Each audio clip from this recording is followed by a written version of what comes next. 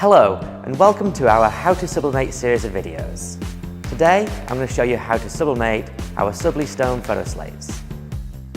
Print your design using your sublimation printer and take the SubliStone and ensure it is clean and free of any dust or particles, and also ensure the surface of the printed transfer is clean.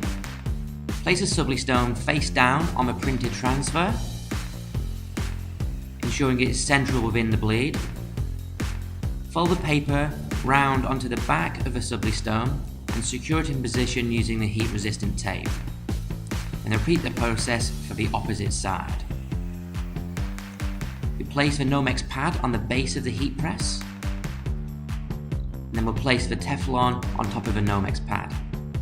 We'll place the SubliStone and the printed transfer into the press so the printed transfer is on top. Then we'll cover it with the green heat conductive rubber. It's an important step to ensure a perfect print. We press with the recommended times and temperatures. Once the press is finished, we will open it and then carefully using heat resistant gloves remove the green heat conductive rubber. Remove a transfer paper from the SubliStone.